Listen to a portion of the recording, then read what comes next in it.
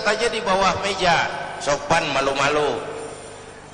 Kemudian maju korupsi di atas meja, terang-terangan. Sekarang meja-mejanya dikorupsi, bukan lagi atas meja bawah meja, meja-mejanya disikat sekalian. Dan celakanya di mana-mana tuh tukang sunat merajalela. Tukang sunat turun ke bawah sunatin, turun lagi sunatin, turun lagi sunatin, nyampe ke rakyat ujungnya doang dikit banget. Kebanyakan tukang sunat. Yang disuruh ngurus beras, nimbun beras. Yang disuruh ngurus laut, jadi bajak laut.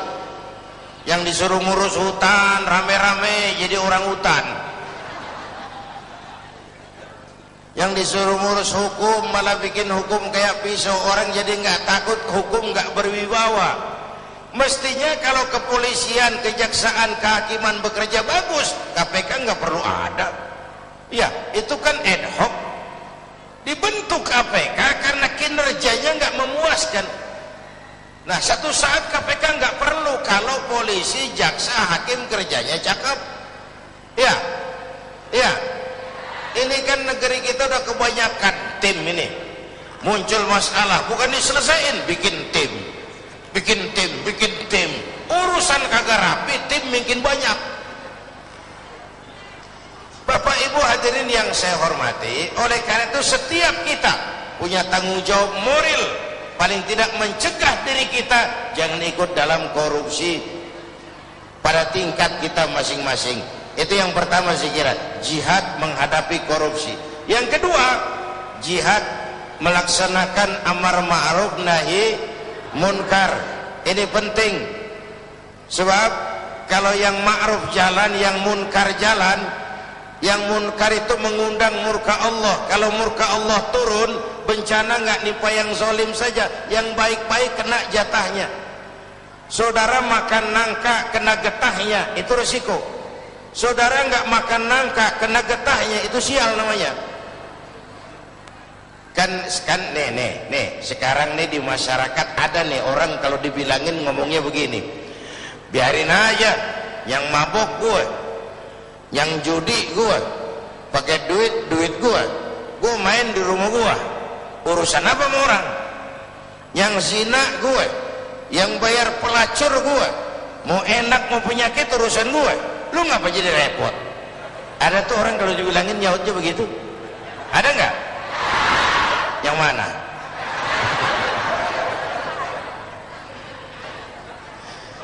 Saya kasih contoh lagi yang enak. Ini tengah hari panas begini, makan jambu air enak gak? Nah, naik ke pohon jambu, sampai sama tengah pohon, semut api gigit, gatel panas. Kita tengok, gile banyak juga lagi semutnya nih.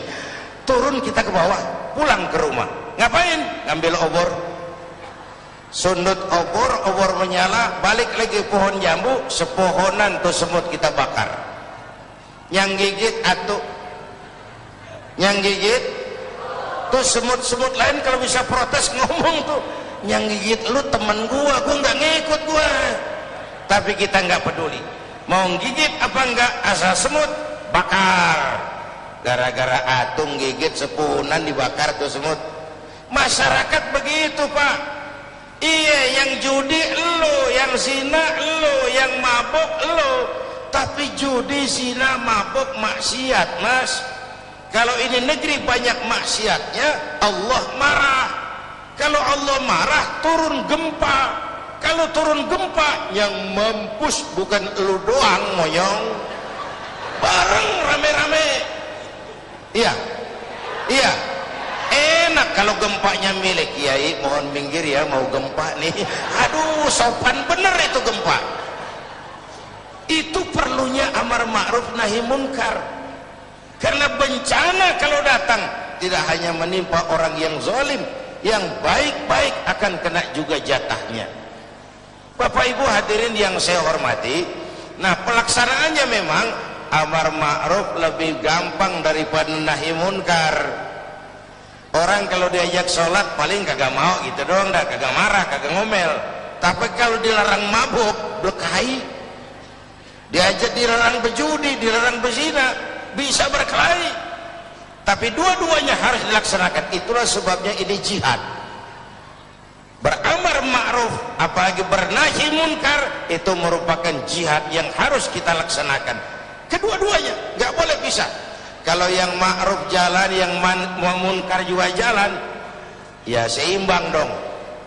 Nah yang rugi, yang celaka sekarang nih, Bu, kalau ukuran ma'ruf munkar masih jatah kayak zaman kita nih, masih enak. Satu saat mana yang ma'ruf, mana yang munkar jadi remeng. Ya, ini zaman apa sih katanya, zaman orang pada pinter bikin bungkusan, entertain. Ya, orang pada pinter bikin bungkusan, yang ma'ruf kelihatan munkar, yang munkar kelihatan ma'ruf. Ayo udah ngalamin belum saat begitu? Yang jujur dimusuhin. Nah, udah kejadian kan, yang laporan anak pada nyontek tuh dimusuhin yang jujur. Itu kan yang ma'ruf jadi munkar, yang munkar jadi ma'ruf. Terbalik nilai masyarakat kita. Ini menyedihkan, ini memprihatinkan, ini musibah. Kalau yang jihad yang ketiga yaitu jihad melawan kemiskinan dan kebodohan. Ini Rasulullah mengajarkan salahu ummati bil ilmi wal mal. Umatku hanya bisa menjadi baik dengan ilmu dan harta, artinya dengan pendidikan dan ekonomi. Maka menghadapi kemiskinan dan kebodohan juga harus dengan melaksanakan semangat jihad. Nah, tiga jihad ini pasti ada resikonya. Tidak ada perbuatan yang tanpa resiko. Tidak ada perbuatan tanpa resiko. Mau jadi pohon tinggi harus berani ketiup angin. Iya. Iya. Takut angin, jangan jadi pohon tinggi. Jadi rumput. Enggak ditiup angin, cuman diinjak kebo.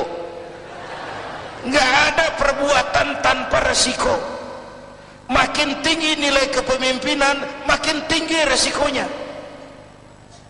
Karena itu pemimpin bukan hanya punya konsep, tapi harus berani resiko.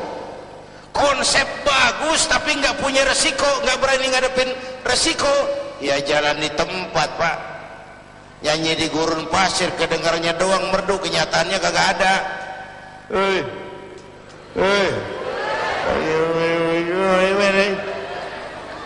Konsep bagus tapi nggak berani resiko, nyanyi di gurun pasir, merdu tapi nggak ada yang dengerin, nggak ada hasilnya. Kalau ngambil contoh dari baginda Rasulullah Sallallahu Alaihi Wasallam, beliau itu pertama sejak kecil ditempa oleh kesulitan. Lahir ke dunia nggak sempat lihat bapak, umur 6 tahun ditinggal emak, umur 9 tahun ngangon kambing, remajanya nggak dikolokin. Dari sini lahir jiwa prajurit, tegar, tahan banting, nggak cengeng, berani resiko, berani ngadepin resiko. Padahal jihadnya mulai teror mental, gagal teror mental, teror fisik. Muhammad jangan macam-macam, kamu mau apa? Kami ngerti Bani Hashim tidak bisnis, mau kaya, ngomong. Mau jabatan tinggi, jadi apa, ngomong. Nggak usah ikut pilkada, ngomong. Mau perempuan cantik, anak siapa, ngomong. Teror mental, gagal. Teror fisik, gagal. Kenapa? Beliau siap ngadepin resiko, berani. Sekali kaki melangkah ke depan, pantang surut mundur ke belakang. Itu namanya pemimpin. Jangan cuma ngatur penampilan pemimpin mah, berani resiko.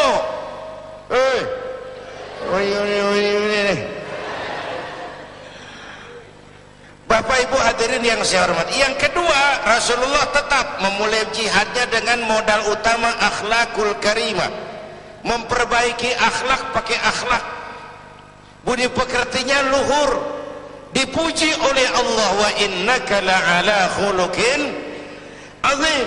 Yang ketiga, beliau pandai menginventarisir potensi. Kalau mau jihad harus ada kebersamaan, Pak. Coba lihat, Nabi punya Umar bin Khattab, Nabi punya Abu Bakar, Nabi punya Ali, Nabi punya Utsman. Ada penyandang dana kayak Utsman, ada jenderal kayak Umar, ada orang tua bijak kayak Abu Bakar Siddiq, ada anak muda intelek kayak Ali bin Abi Thalib, ada wanita budiman kayak Khadijah. Membangun kebersamaan, karena masalah yang kita hadapi sangat besar, perlu kebersamaan. Dulu pun waktu merdeka kita mikir-mikir, coba jenderal mana mau taruhan, bambu runcing merdeka ngelawan tank? Ya, ya, bambu runcing merdeka ngelawan meriam. Iya, kalau meriam Belina, meriam itu mau gue juga bisa ngelawan. Meriam Belanda menurut otak impossible, tidak mungkin, mana bisa. Entoh nyatanya kita merdeka.